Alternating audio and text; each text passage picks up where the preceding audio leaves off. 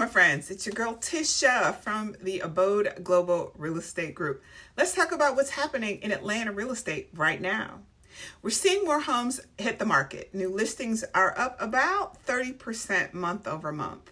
Inventory is also rising, up about 5%.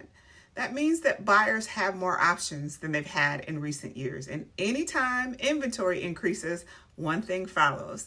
Sellers start competing with each other. Now, here's where most people misread the market. They see more homes for sale and assume things are slowing down. That's not what the data shows. Pending sales activity is up 10.4% month over month, and closed sales are up 21.6% month over month. That tells us that buyers are still active and homes are still selling. So this is not a slow market. It's a more competitive market. Now, let me show you what the numbers that tell you exactly how this market is behaving right now. Homes are taking about 52 days to sell on average. That's an increase of about 9 days longer than this time last year. About 49.7% of those homes had at least one price reduction before they sold. That's essentially 1 out of every 2. And 71.3% of sellers are offering concessions, with the median concession being $9,000.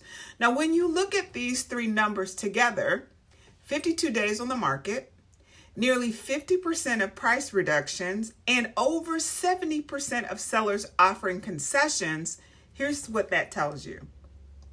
This is a negotiation-driven market. Pricing is being corrected in real time, and buyers have more leverage than they did before. Now let's go a level deeper.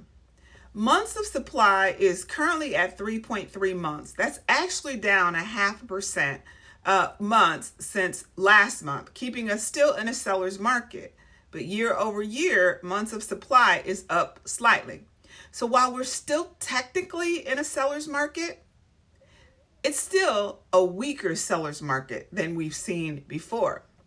We're also seeing more listings that fail to sell the first time. Failed listings are up about 40% of all listings. And many of those homes are coming back on the market at a lower price. So if you're thinking about selling, this is where most people are getting it wrong right now.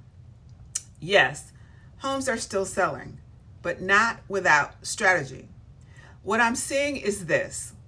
Sellers are entering the market based on what they want their home to be worth, instead of what the market is showing it's actually worth, and price reductions and increased days on the market are confirming that. Homes that are overpriced sit longer.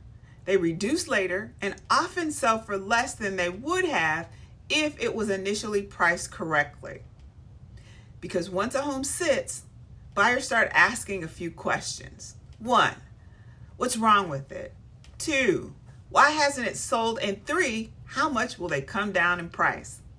The sellers who are winning right now are doing 3 things differently. 1, they price based on current data. 2, they prepare the home before it hits the market. And 3, they adjust quickly based on market feedback. If you're buying right now, your position has changed, and most people haven't adjusted to it yet. Now, let me connect what's happening in real estate to what's happening in the economy, because really, that's what's driving this shift. So we start with inflation. It's currently around 3.3%. Mortgage rates are in the 6% range, with uncertainty about where they're headed next. With that, consumer confidence has dropped significantly. And we're seeing that about 1 in 3 people are delaying major purchases due to economic and job concerns. So when confidence drops, decisions slow down. Now add in rising energy costs and global tension that impacts inflation, and it affects rates. And that changes how people feel about making big decisions. So this is not a broken market, it's a cautious market. And the biggest shift right now is not inventory, and it's not pricing, it's confidence. When confidence is high, people move quickly. When confidence drops, people slow down, and that's what we're seeing. Buyers are hesitating, sellers are second guessing, and deals are taking longer to come together and falling apart more quickly.